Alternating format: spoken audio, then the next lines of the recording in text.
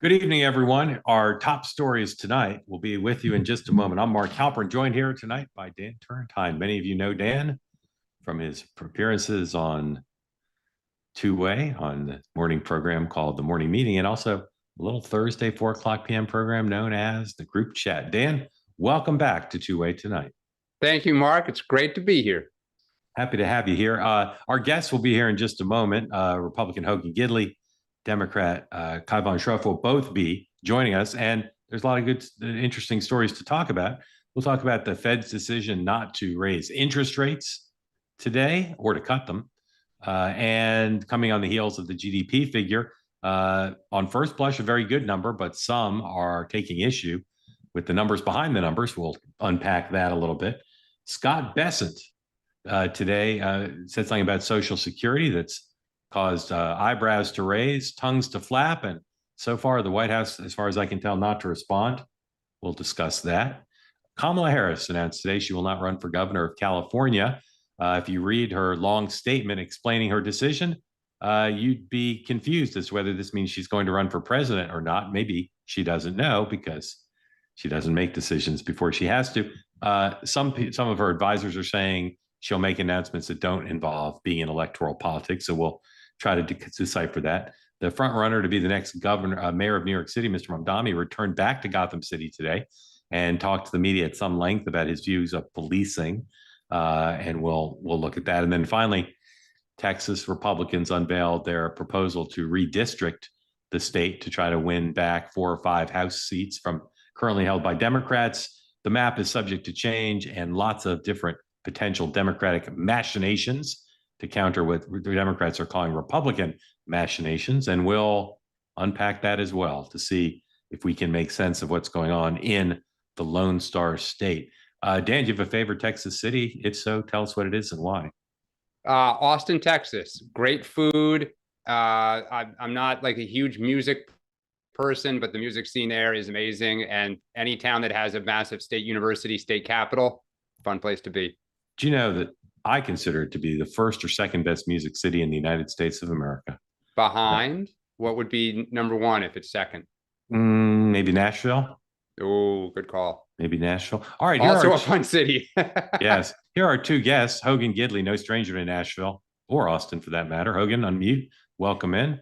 Hogan, because you hear about it on the street from the kids all the time, the audience growth of Two-Way is explosive. Believe it or not, there are people watching you tonight who have never seen you. They got no idea who you are, Hogan Gidley. Tell folks a little bit about yourself. I believe that. My name is Hogan Gidley. I've worked in politics for 25 years in communications, starting with a man named Mike Huckabee, who was governor of the state of Arkansas. I met his daughter, Sarah, when she was 19 years old. And I've worked with everybody from Rick Santorum to Elizabeth Dole to Mike Johnson to President Donald Trump. So there. And Mark Halperin along the way. Hogan, tell folks where you were born. I was born in North Carolina, Gastonia, North Carolina. Gastonia. That's where James Worthy is from. That's true. I consider him to be one of the most underrated NBA players of all time. Different athletic tracks. Yeah, but you've got comparable guns. If you've ever seen Hogan in a tank top, you know the man. Hogan, was he the greatest Tar Heel player? College career, strictly college career. Who, James Worthy? Worthy the greatest Tar Heel? I don't know. Okay. All right. Kaivan Shroff is here. Kaivan, welcome in. Great to be back. Happy to have you back. You were such a fan favorite last time. You're back by overwhelmingly popular demand. Again, not everyone's going to be familiar with your oeuvre. Tell folks how you make your living now and how you got to where you are. Sure. I'm a senior advisor to a 30-year-old bipartisan nonprofit in DC, the Institute for Education. I'm also an attorney. I was a 2024 delegate for Kamala Harris at the DNC and worked on the digital campaign for Hillary Clinton. I also do a lot of work with different influencers as that becomes more important. All right. And where do you live, sir? I'm in New York City and ready to dive in on that mayoral topic. It's all folks here have been talking about. Yeah. So. And where were you born? I was born in Yonkers, New York, just outside the city. So, Hogan, you ever been to Yonkers? I think I've been through it. Incredible. Most people have. Incredible Italian food. Or the Raceway. Yeah. Incredible Italian food. All right, gentlemen, very happy to have you here. We're going to talk about the economy at some length, but let's start with Kamala Harris. Decision not to run This is number 17, please. It's covered in all the major papers. And I should say, because I forgot to, if you're watching this program here on the two-way platform and you'd like to get in the conversation on all these many topics, please raise your hand. And if you're watching on X or YouTube, do not put smack in the chat. If you want to critique Dan and Hogan's style, please do. Kaivan and I, we just dress come as you are, so you can leave us out of it. But those two other guys put a premium on looking good. There's the LA Times. Kamala Harris says she's not running for California governor. No surprise to viewers of the morning meeting, because the host of the show the other day made it pretty clear to you we didn't think she'd run for governor. Kaivan, you first. Based on what you know, what you think, does this mean she's running for president, or is she, for now, at least done with electoral politics? It sounds like to me her path is going to be trying to tour the country, get involved in midterms, and see how it goes. I do think, I had a piece in The Hill a couple of weeks ago saying that the Democratic Party needs her to run for governor of California, because I think both for herself and for the party, it would be better to have that break. I don't know that she's going to be able to, now out of office, not as the vice president, not in another office, command the same attention and platform that she would have as governor. And you can imagine, I think when Hillary Clinton lost to Donald Trump, she did take a minute to sort of come back into the forefront and comment. And every time she did, she got so much attention for it. So you could imagine Kamala Harris running for governor of California, sort of attacking Trump from that lens would have been a very powerful move and sort of seed way for an open 2028 primary that I think the Democratic Party sorely needs at this point. Hogan, do you think her chances of running for president now are high or low or unknown? I think he's right, because what you typically do in these situations is you go around and test the waters again. Obviously, her name ID is extremely high because she just ran for president. I, for one, want her on the national stage as much as she can possibly be. I'm here for a run for governor. I want her to run for president again. Whatever it takes to get her in front of a camera or to keep giving speeches, I'm all here for it. That being said, as Barack Obama famously joked about Donald Trump, I want to be careful what I wish for here, because that can backfire on you in a big way. But I do think the party's looking for some direction. You typically are rudderless when you don't have the White House, because there's no one who's leading the party. They're kicking the tires on a lot of folks, and that's what this midterm season will be about, and we'll see who emerges. Dan, I think the dirty little secret here, as pertains to her not running for governor, besides the fact that I don't think she wanted to be governor, and about whether she run for president, is something you know quite a bit about: fundraising. I think she would do decently raising small dollars, but I don't know that big bundlers want to help her raise money. Do you think if she runs for president, or she ponders whether to run for president, that her fundraising capacity is something that may hinder her a go decision? Yes, I do, because I think her problem is she has no base right now in that I think major donors are very frustrated. She would really have to assure them that she would be different than 2019, where, remember, she didn't even make it to Iowa. This was obviously a very unique situation, but there's frustration about how money was spent. Low dollar, look, it's going to be an open primary. She is going to be competing with people like J.B. Pritzker, who's been very vocal anti-Trump. For as much as I bang my head against a wall about Cory Booker, don't underestimate that for low dollar, the party faithful, they love what he's doing. Is she going to be a moderate? Would she be progressive? Like, she is always so cautious, and low dollar money is raised by being loud, being aggressive, and having something to say. So I don't really see, the rationale. I'll be curious if people like Roy Cooper in North Carolina, John Ossoff in Georgia, who's going to want her to come campaign? I don't see it. So as she travels around, going to safe blue districts, great, but I don't think people will be asking for her. Raise your hand, any of the three of you, if you think if she announced she was running for president, she could raise at a single event in New York more than $1 million, hard dollars. Raise your hand if you think she could raise $1 million. Anybody? Yeah. I mean, if you want to run for president as a heavyweight front runner, not an insurgent, which she would have to do, you got to be able to raise $1 million in New York. I mean, you just have to. And I don't know that she could. All right. And the headline would be, I mean, look, if you put 15 candidates out there, she's one of those names everyone's going to look at. And so if you're not first, and first by a lot, the only story for her is she can't do it. Like, Yeah. what a way to launch your Right. campaign. Yeah. And it'd be the same, I think, for governor. There's, as everybody knows, there's nowhere to run or hide on how much you're raising. When the disclosure date comes, you got to fess up. And if you're the former vice president of the United States and the polling front runner, you got to be able to raise real money. And I just don't know that she could. And I think from conversations I've had with folks, they seem to think that's part of the calculus here. It's not the whole thing, but it's part of it. Go ahead, Hogan. Let me dissent in one way. I think there are some instances we've seen in the past, whether it be McCain, Reagan, others who have run a couple times before they actually get Biden. They've run a few times. So theoretically, you'd be like, no way, no way, no how. But at the same time, if you're looking around the room and there's no one out there with any power whatsoever, you could default back to her. Again, I'm here for it. I'm just saying, let's not pretend like this hasn't happened before. Well, I think like the bigger challenge too is, had she run for governor, I see an opportunity for her to have reset and get back to her much more moderate roots, which of course she was bashed for in 2019, but that is who she is. And that's really how she built her career. And I think that was much more compelling than where she ended up in November of 2024, because I think they were trying to build this coalition that didn't make a lot of sense, sort of catering more towards the left wing of the party. She could have stepped back and said, this is my campaign on my terms in my home state. Here's what we got a bit wrong, and sort of done that. Now she can't.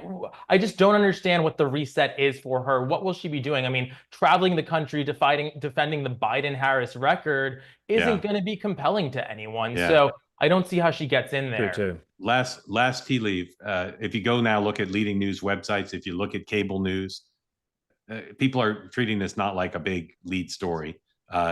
Jake Tapper interviewed Speaker Pelosi this afternoon and barely got to the question, asked her about a bunch of stuff before then. And again, that tells you, and I don't read the chat, but I glance at it, this community, again, very dismissive, including Democrats, of her prospects. She is the front runner, and she is determined. So we'll see. All right, the economy. Number one, please. Again, the Fed, there's two big anchors to talk about our economic conversation. First, the Fed holding rates steady today. There were two dissenting voices, but that doesn't matter. The rates don't change. President Trump unhappy with that. Here is Chairman Powell, number three, talking about holding rates steady. In support of our goals, today the Federal Open Market Committee decided to leave our policy interest rate unchanged. We believe that the current stance of monetary policy leaves us well positioned to respond in a timely way to potential economic developments. Measured, impersonal, careful. And now here's Donald Trump, number four.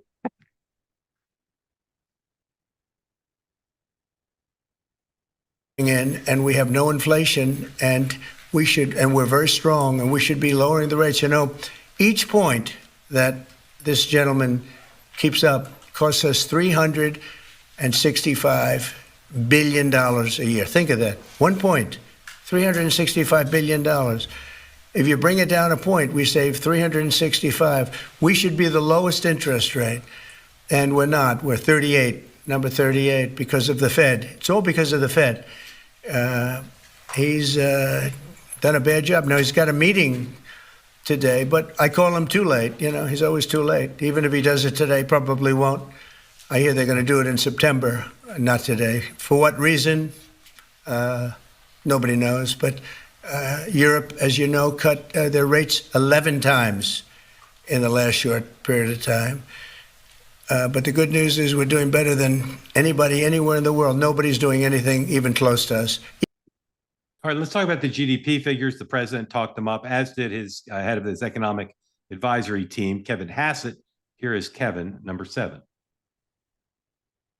It's really one of the best GDP announcements or releases that you could imagine, because there's blockbuster growth, way above expectation, and there's also a real almost collapse in inflation. It went down by about 1.5% all the way down to 2.1%, which is the Fed's target. And so to have high growth with low inflation and also high income growth, personal income growth was 3%.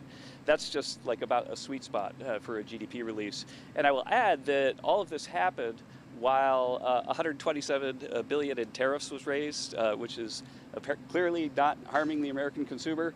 And we've been downsizing government in order to be more fiscally responsible. 70,000 federal jobs have been reduced, and 5%, there was a 5% reduction in federal government spending while all this was going on.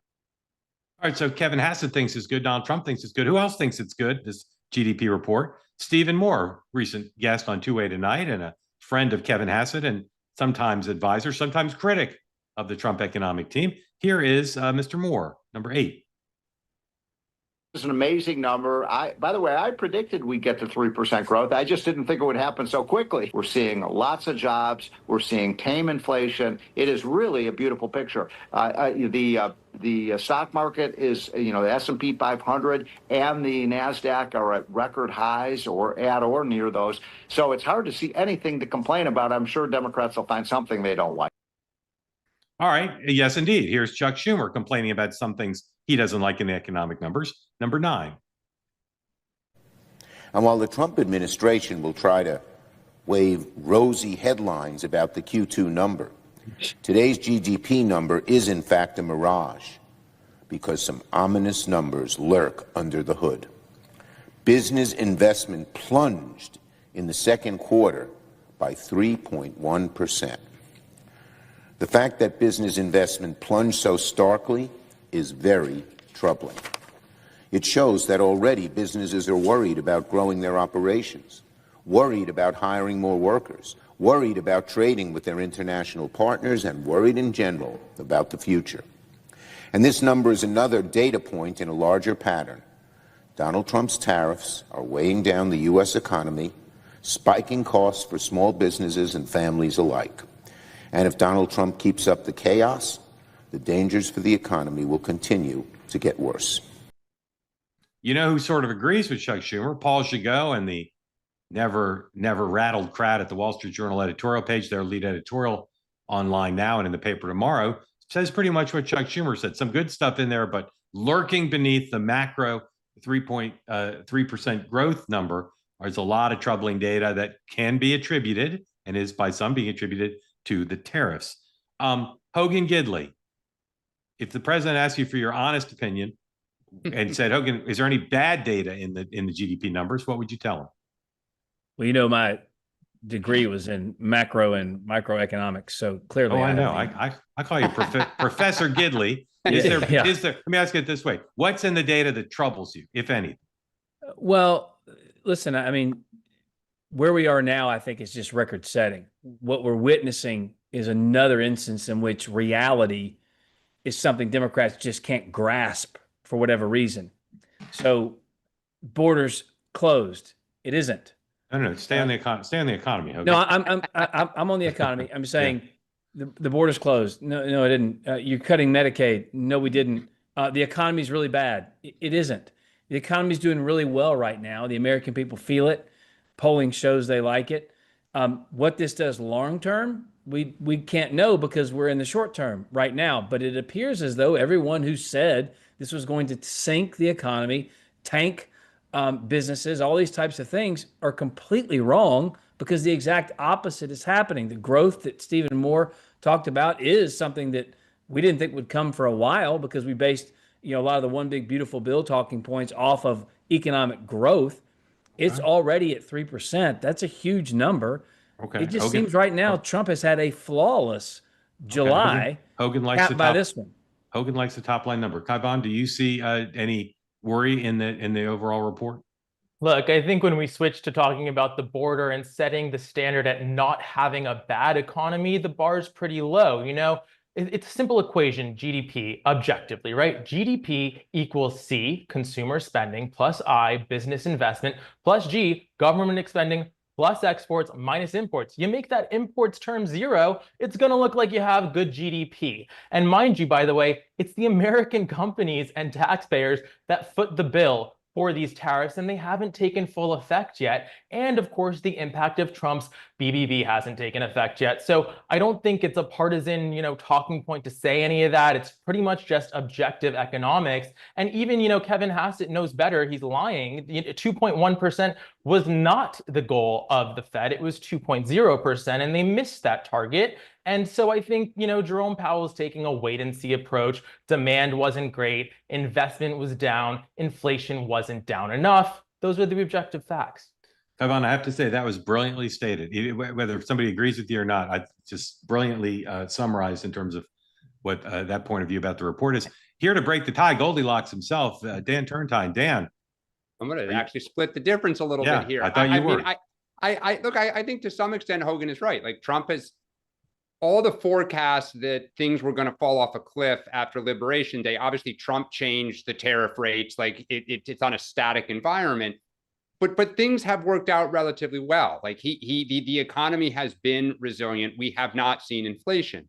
But whether it's Team Blue or Team Red, I'm also here in New York, and pay attention to Team Green, which is all the people whose job it is to make money for their investors.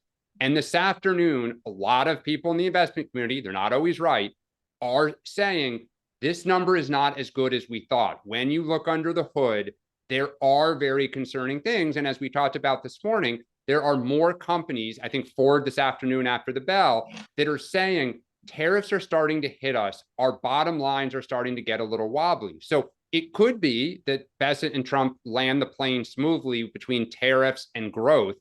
But I think the Fed is nervous about what might be out there. And of course, the worst thing ever is if you start to get some inflation and you start to get a slowing economy, the Fed gets stuck, because if you fix one, you accelerate the other, and that's known as stagflation. Yeah. All right. Again, if you want in on the conversation about any of this, please raise your hand. You mentioned Scott Bessent. I think one of the things that even Democrats concede has been successful about this administration is Scott Bessent, who'd never had a job like this in his life, stepped in as Treasury Secretary and is giving credit not just for managing the world economy and dealing with lots of different issues, but as a public presence, that he's been extremely powerful in using his words. I've said this before, Scott Bessent in just 7 months has already done more with the megaphone of the Treasury Department than Janet Yellen did in 4 years to advance the agenda of the president, right? Yep. Today, he made what appears to be arguably the biggest mistake, at least public mistake, of his tenure, speaking at a Breitbart event. This is number, where is this one? That 9B. 9B. 9B. Scott Bessent talked about the savings accounts, the child savings accounts that are embedded in the reconciliation law. And he said to this group that this represents a backdoor for privatizing Social Security. Now, brief history of the use of the term privatization and Social Security. No one who's for what the Bush people called personal savings accounts. No one uses privatization anymore, because you don't need to be Frank Luntz or some sort of focus group savant to know that using the phrase privatizing Social Security is like the very last thing anyone in politics wants to say, because it scares the bejesus out of people who are reliant on Social Security. As of right before the show, when I last checked, the White House and the Treasury Department had not clarified this. So, Dan, you first. What do you make of Scott Bessent's talking favorably about the concept of these Trump-style savings accounts leading to a backdoor effort to privatize Social Security? How big a gaffe is that, and how would you explain it away if you were inclined to do so? It could be significant. I'll be curious if this was on camera, and of course, it doesn't help that it was at a Breitbart event. Look, you said it. Touching, Social Security has been the third rail. The Trump White House today was talking about health and technology to help people, track their health, targeted at seniors. They know seniors tend to be some of the most loyal voters, particularly in midterm elections. This scares people. I mean, the irony is when Bush tried to do it a year and a half later, we got the financial crisis. Not a cause and effect, but just bad timing in terms of the last time that was on the table. So I would be very curious. Trump said he would never touch Social Security. Said the same thing about Medicaid. If they are looking to hit this, Democrats will sense an opening. Kaivan, often people in the punditry class will say that something happened. Well, They'll say, I guarantee you this will be in political ads in the next election. They say they guarantee, and it's often wrong. I think no matter how they walk this back, no matter what kind of policies they pursue, do you agree with me that this is going to be in Democratic ads next year? I do agree, but I think, Democrats have this ability to miss the opportunity that we've constantly seen. And I think part of it is they just don't tell a narrative and then pull a thread like this and weave it into that narrative. And I'd say, the number one message they have on their side, other than Epstein and some of those, sort of tangential things, is that this moment is about the billionaire class versus everyone else. And this is part of that story. And so I'll be looking to see, Cory Booker obviously wanted to have a moment. Ro Khanna tries to have these moments. Who can make a moment of this? And also the larger story there. All right, Hogan, there's nothing I like more than play acting with you. So let's do a couple. Let's do a couple of scenes. The first scene is you're standing backstage with Secretary Bessent. It is on camera, by the way, and we'll look at it in just a moment. You're standing backstage with Secretary Bessent, and he says, "Hey, Hogan, in my remarks out there, I'm going to mention that the Trump savings accounts could be a great backdoor to privatizing Social Security. What do you think? What would you say?" First of all, I'd say I'm so glad two people like you and myself, Mr. Secretary, are from South Carolina. I'd be really happy to remind him about that. Yeah. This is something most assuredly they will try and clarify. Okay, we're play acting. We're getting to the, no, I know that. We'll get to that clarified. I know. Would you, if you were here. staffing him, would you tell him I wouldn't say it that way? Like you tell him not to say backdoor route to privatizing Social Security, right? You'd say, don't say that, Mr. Secretary. I would make sure that the next time he went out to have the conversation, backdooring a way to end Social Security, privatizing Social Security is not the correct thing. So now you're sitting in the White House and you're on speakerphone with the Treasury Comms Director, and you're writing the clarification. Write that clarification. All right. So statement from the Assistant Secretary of the Treasury for Public Affairs. What would you say? What the Secretary meant to say. Well, how would you walk that back? If it's Donald Trump, he's probably not going to couch it in terms like what the Secretary meant to say. What he will say most likely is, I ran on and won on not touching Social Security. That's what Trump will say. I'm not touching Social Security. I agree. Good hand gestures. What should Bessent say though? He's got to address it. I mean, if they don't put out a statement, he's going to be asked about it. What would you say? I didn't see the rest of it, so I don't know how to spin him out of it. It seems like it's a pretty easy spin to get off of that topic. All right. Hogan tried the oldest dodge in the world, which is to say, well, I didn't see it. Well, here it is. Bring it. I want you to understand it. We want, it's almost like, if you get a pet, you understand everything about your pet. So if you have these accounts, like, why are you investing it this way? How are you doing it? How can you understand the power of compound interest? And also at the end of the day, that I'm not sure when the distribution level date should be, whether should it be 30 and you can buy a house, should it be 60, but in a way, it is a backdoor for privatizing Social Security. Like, Social Security is a defined benefit plan paid out that, to the extent that if all of a sudden these accounts grow and you have in the hundreds of thousands of dollars for your retirement, then that's a game changer too. So, all right, Hogan, that's so much context it almost bored me. So now that you've seen the full context, how would you have the Secretary walk that back, either in a statement or the next time he did an interview? Neither the president, myself, or anybody in this administration is going to touch Social Security. We ran on that. We won on it. It's safe for all Americans, and it will remain safe. We're talking about these accounts and how they will impact Social Security in the future. There is no plan, no desire to touch Social Security. Those seniors deserve to be protected, and we're going to make sure they are. Ladies and gentlemen, this is why Hogan Gidley makes as much per month in retainer payments from his clients as Hunter Biden made from Burisma. Yeah, that is that is a 50 grand a month response. Very good, Hogan. Well, let me ask you this, Hogan. You happen to know our current speaker. Do you think that the House folks come out pretty quickly and tell candidates to say exactly what you just said, even if Trump doesn't say a word?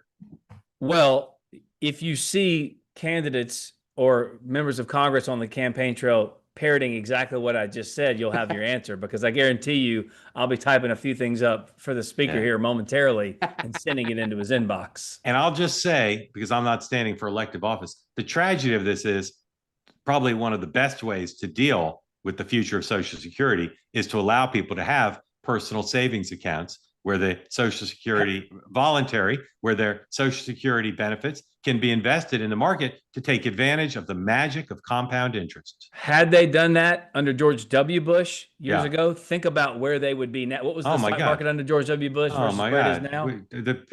People on retirement would shift from eating hot dogs to caviar. Well, as long as they're retiring today, not 2009. They'd have to get through that little hiccup. Right. One more topic, and then we're going to go to your questions. As I said, the Texas late. Yes, sir. Go ahead, Hogan. Hey, just real quickly, I went to a funeral yesterday, and I was talking to one of my relatives, and they came up to me, and literally the first thing out of their mouth was, "No one's touching Social Security, right?" This is obviously an issue that the American people care about, and so the quicker they can get out and put a stamp on this, clarify and be declarative about it, I think they'll be better off. If I'd be curious to see if any Democrat who wants to run for president in 2028 has a web video up by tomorrow morning with that Besson thing in it. Because I mean, in this day and age, you could cut that thing on your phone and have it up. I'll be curious to see who jumps the quickest. Because again, I'm sure Scott Besson will walk it back. I'm sure that Donald Trump's going to say what Hogan said. I'm sure they're not going to have legislation to use a backdoor to privatize Social Security. But man, saying privatization, Social Security, and backdoor in the same sentence. That's with Breitbart behind you. That's like exactly. That's like Hall of Fame gaffe for a guy who up until now, again, has been extremely powerful in using the bully pulpit of the Treasury. All right, last topic, and then we're going to your questions. Again, if you want in on the conversation, please raise your hand. Texas legislature says they want to redraw the districts. The White House has encouraged them to do this. There are two border districts held by Democrats that they want to redraw. The maps are the current map, and again, they can alter it during the special session. The current maps are predicated on Republicans continue to improve their support from Hispanic voters, which Texas Republicans are counting on. And it also deals with a couple other districts or three other districts in urban areas. This is a move that's created activity in California and other blue states, talking about potentially doing the same thing. In the end, even in Texas, which is seen as the kind of the fast track of this, lots can happen. Republicans can get cold feet. Democrats can walk out and keep them from having the quorum they need to go forward. The courts could have something to say about it. So let's start with Kaivan. Do you think that this is headed to success for Texas Republicans, or is your hunch that one of the many ways this could be derailed will derail it? I could see it ending up in success. And I think, the mode of Democrats, and I think Newsom's sort of considered this big fighter, and we'll see. But I think, they're always responding. And I'd almost say, regardless of what Texas does, Newsom should really push this through and try to lead on it. I think that'd be a different tack for Democrats. And at this point, there is no room to kind of do that statesmanship and play the civility card. We haven't seen it. And I think voters, not only strong Democrats, but people who are just disaffected with the process generally would be much more attracted to taking that first punch. Dan. Yeah, I mean, I agree that there's so much frustration in the party. I think, one, we don't have as many dials to turn. I mean, I think Republicans have Ohio and Florida and Georgia and Texas. We have California. Maybe they could get one out of Illinois, one out of New York, but we just don't have states where there's so many districts that they could try to turn. It would make it. I think it goes through. It's going to make our job harder.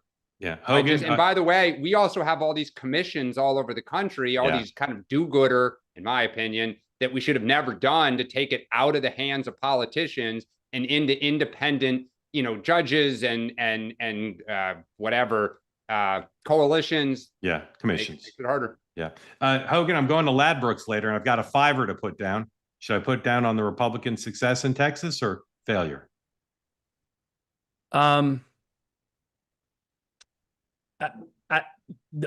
Yes-ish. The only thing I don't know is how is this selling to the people. I don't know how much they care about it or know about it. And as you know, the chief job of any politician is to get reelected. If it looks like it's not going to work, they'll stand down. They did have some town halls in advance of release of the plan, and I don't know if they were AstroTurf or grassroots, but there was a lot of opposition to the town halls from the Republicans. All right, here's what's happening now. I'm stepping away because I'm going to go join Brett Baer on a special report on Fox News on the panel, but I'm leave everybody here in the capable hands of Dan Turrentine, who will, with our two guests, start to take your questions, and I will see you when you go to your TiVo, watch me on with Brett, and then I'll see you at 9 a.m. tomorrow. So thanks to everybody, including especially Dan and our two guests, and I'll see everybody at 9 a.m. Have a good night. It's the all-star panel. He's being That's right. very Mark, break a leg. All right, Dad's gone. Crack open the beer here. All right, before we get to your questions, I do want to ask both of these guys one question. I know it's in the chat, and people, definitely have opinions. It was in the news today. And let's start, Kaivan, with you. The New York City mayoral race. Obviously, the shooting here has kind of been dominating the news the last 48 hours. Mamdani came back today, spoke to the media, had some interesting stuff to say. This has obviously been a little bit of an Achilles for him about police reform. What is your take on what he said today? And do you think it's impacted the race at all? No, I don't think it's impacted the race at all, what he said today. I think the moment might have more folks paying attention to policing and safety in the city, but I actually think that opinions on that have pretty much been formed. I don't think that he's going to be able to distance himself from really the trove of online statements that he's made over the last 5+ years about policing. And obviously, it's a major issue for Eric Adams and Cuomo and even, Sliwa to sort of hammer him on. I do think that it's an interesting dynamic, obviously, to have, a Muslim police officer be a victim and how he sort of interacted with the family there. Cuomo was asked on CNN whether he would attend the funeral. And I think, it was kind of like, if he's invited. So it's definitely sort of returned focus as he's been on vacation, but I still think it's very much his race to lose, and they'll keep chomping away at what they can. I do see that his left coalition is falling apart a little bit, but I do think still odds are in his favor. So Hogan, obviously, probably if you had your wish, Mamdani would be mayor already, and he would be front and center. Should he win? How do Republicans feel about this? You work with the speaker. Should we anticipate seeing him in ads from your side this next year? I hope so. Listen, I think you're right. I mean, he's got like a 20-point lead or something. It looks like it's at this point fairly insurmountable. And you thought with this shooting that happened the other day, there'd be a focus more on his comments, and there have been, but it's more of a blip or a speed bump. It's nothing really that's affecting the race. He's not been able to distance himself from the comments of the past, and I don't think he's even trying to. I think he's kind of embracing some of them, quite frankly, and I would argue that's fairly Trumpian. You lean into stuff like that. He's leaning into it. The problem is, for a majority of the American people, he's on the wrong side of these issues outside of the city of New York.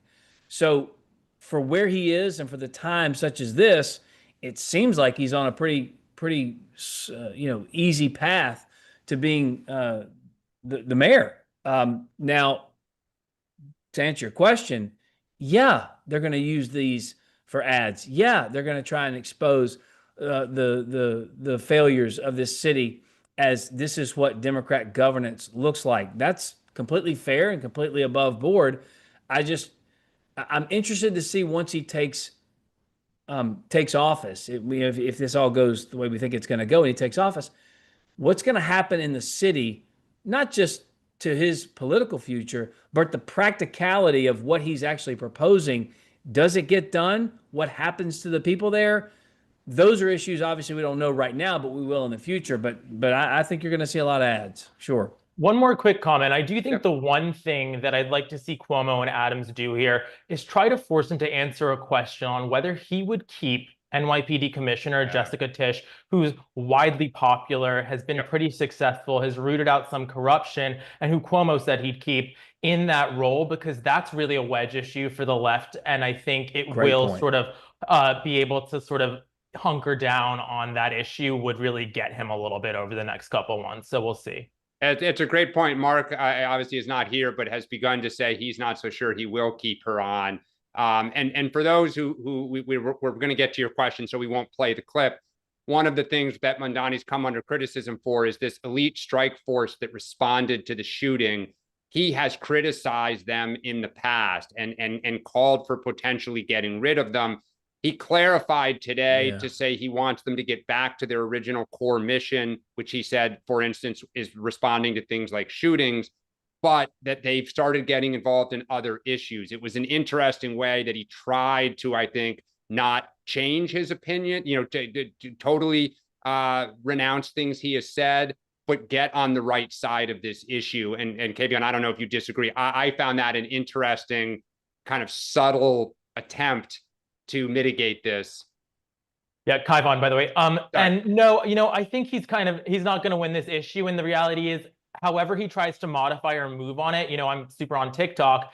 They are slamming him. They were so mad when he finally said that he would denounce the phrase and discourage the use of globalize the intifada. They're so mad every time he says he's going to try to reach out to establishment Democratic voters that I think, he really needs that energy, not only to win, I think he'll win, but to get his agenda even a little bit through. He's going to need that power, which won him the primary, and it's already sort of dwindling, I think. That's a really interesting take. I had not heard that about kind of his online followers having a little bit of frustration. All right, let's go to your questions here. We're always a sucker for kids. Reed and son or young gentleman with you here. Come on in. If we can unmute Reed.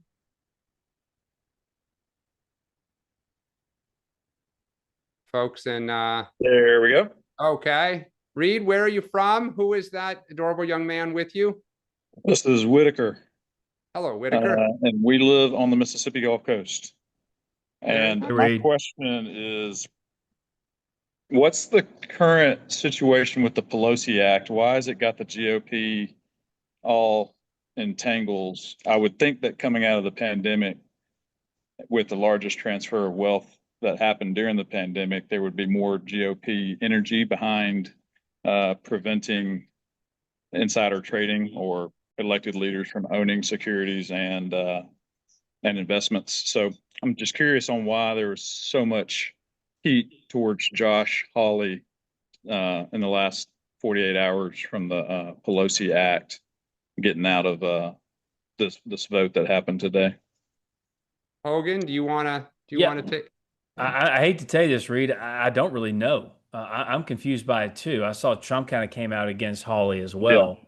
Yeah. So I'm not sure. Listen, I do think these types of fights, they happen. They're part of politics. But, when Trump is tackling big issues, doing big things, successes for the American people, you have the luxury of fighting over things like this too. So I'm interested to see where it goes. But I just don't know. I don't know what the big deal is, but Well, I know you've got a great network in DC. Is it really that big of an issue? I mean, I know that the general citizen might view that insider trading is something that happens, but I know it's been something that's on the minds of, I would say, the right a lot in the last year. Yeah, but it's broader than that. I think it's more of the argument that Trump, again, ran on and won on, which is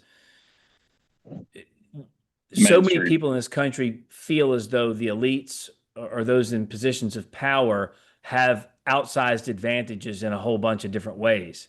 And so it's, why do you have these advantages? Because you have the insider information, thus you're able to do all of these trades and all this kind of stuff that no one else can, or no one else has the knowledge to make in the way that she does. So again, I think Trump tapped into something here. So hopefully, we figure this out. Yeah. But yeah, it's going to be an issue for a little bit.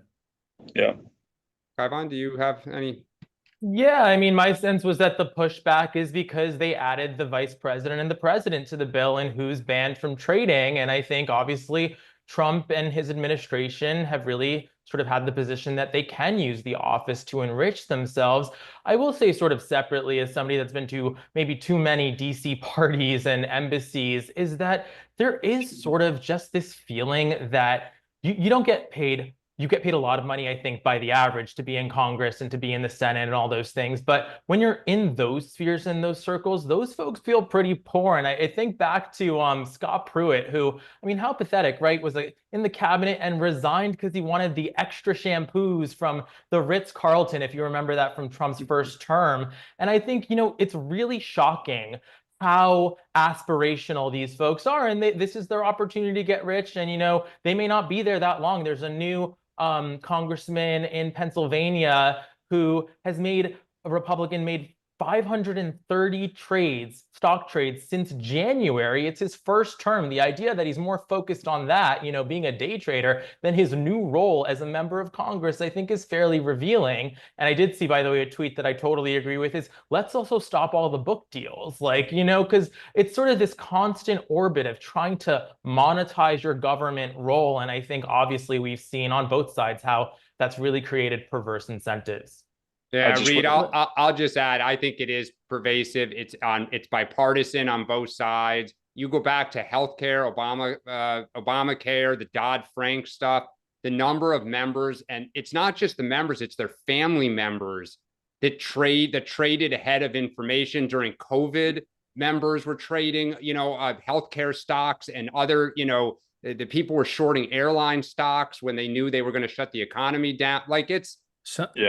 Somebody told me there was an app. Biopharma stocks taking such a huge increase and people investing in that. I just would have thought that there would have been more unity behind that, and having Hogan, I just mixed your first name and your last name. Having Hogan's insight on whether or not that's such a big deal or not. It is kind of a big deal because we used to pound Pelosi for it so often. Yeah. I heard there was an app out there that you could download that followed her trades.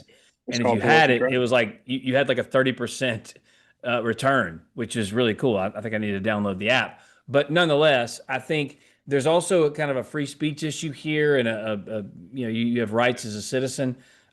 Where does that cross when you are in Congress and information? Is it illegal? Those are kind of big issues I think we should definitely get to the bottom of.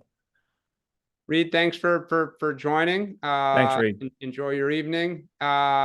Ray, come on in. We can unmute Ray. Ray, oh, hold on. We can't hear you. Is Ray on? Oh, you're unmuted, Ray, but we can't hear you. Uh-oh.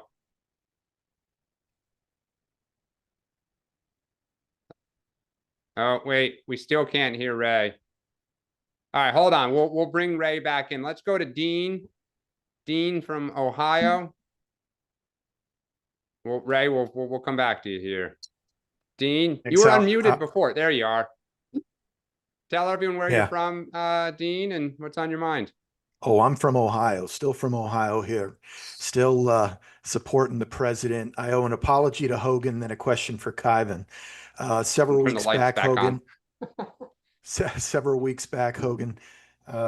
when the tariffs first came out, you were here and Mark was looking for some folks that supported the president, but did not like the tariff policy. You were very kind.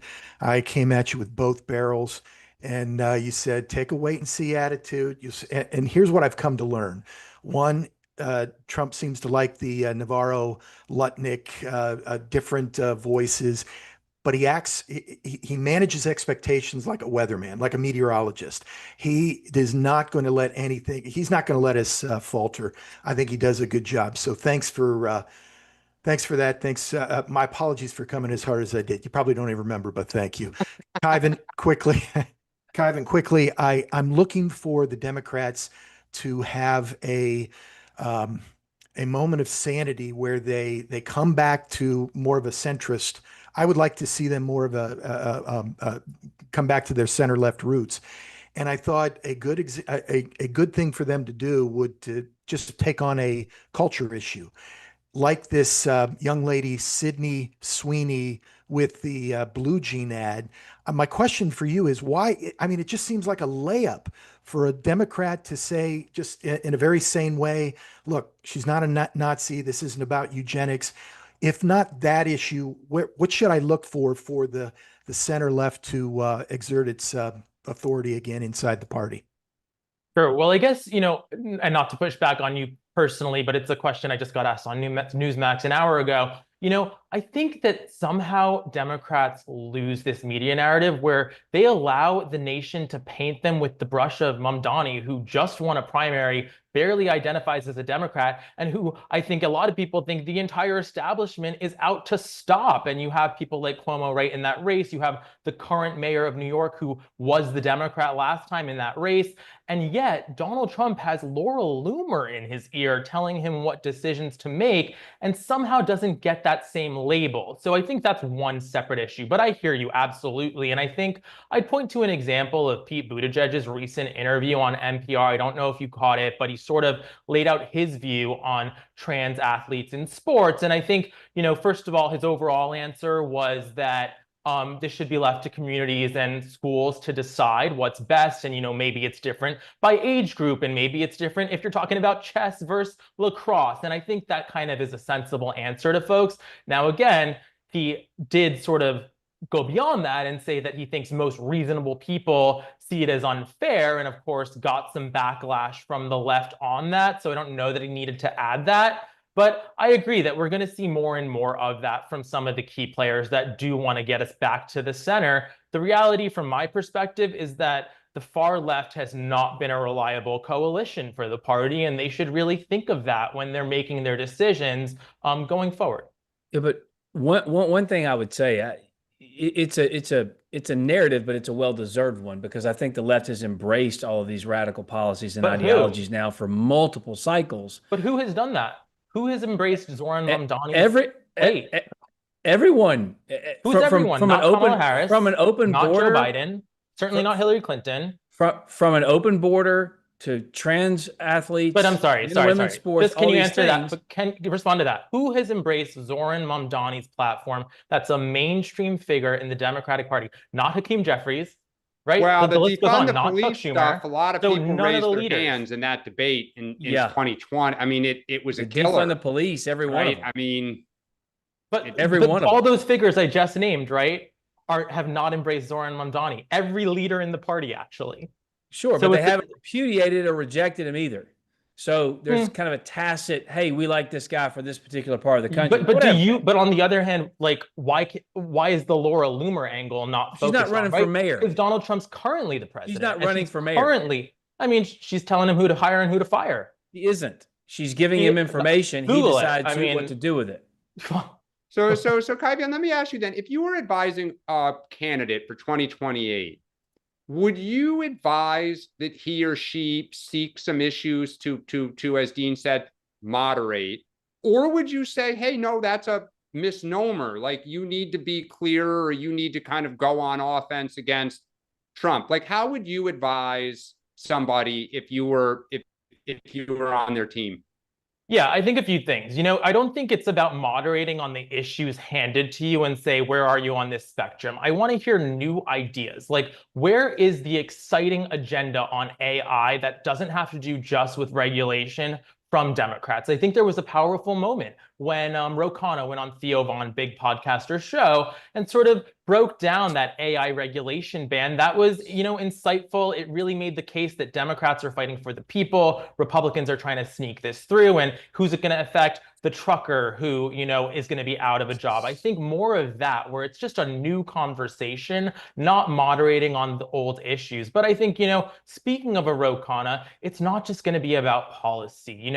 Donald Trump has charisma, and nobody denies that. Ro Khanna has no charisma, unfortunately. Very nice guy, met him several times. He sometimes says the right things, but he's never going to break through in that way. Zohran Mamdani has charisma. Doesn't mean we should go all in on his policies, right? So I am still thinking, no, I think Wes Moore has charisma, but there's a limited set of people that have a likable personality. You want to watch them all the time. You want to be sort of on every video that they're watching. They're funny. They're, saying things in a certain way. And that's definitely missing. I will real quickly, Dan. I've heard Westmore speak. I think he's very good. I think he's got a lot of charisma. I think the speech was very personable. It hit home. It resonated with those in the crowd. I will say, as Dan asked the question, are we going to moderate on these bread and butter issues, or are they just going to keep plowing through? And your answer was AI. Like, it's the American people out there are concerned about economic issues, of course. And now the AI will affect that, but it's going to be a minute. No, I was actually separating the two. It's men and women's sports, it's tax policy, it's border policy. Those are the things that drove the last election. And it's why Donald Trump got elected, quite frankly, with the most diverse coalition in the history of Republican politics. And the only demographic where he lost support was amongst whites. He went up in every other category. It's because those issues weren't just popular and didn't just solve problems, they were just common sense. And so until Democrats decide to grab some of that common sense and say, I think we're going to stick here for a minute, they're going to be in trouble for a while.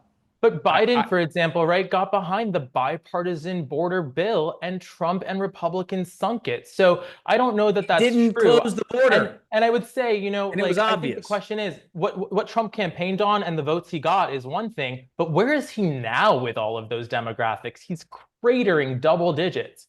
So well, we'll I think see, that, right? yeah, well, actually, much like Mamdani, it's very easy to say a bunch of stuff when you're not in office. When you can't deliver and you can't execute it. By the way, you know what's a free thing he could do? He doesn't have to convince anyone. He could release the Epstein files. That's going to be an issue. Zero border crossings. Peace, love, and understanding here. I will just say, as a Democrat who would like to see us win back young men, criticizing Sydney Sweeney, probably not our best way. Smart. I think we can all agree about that, to get for young men to hear us, at least. All right, we'll take one more quickly here. Ray, we tried to bring you in before.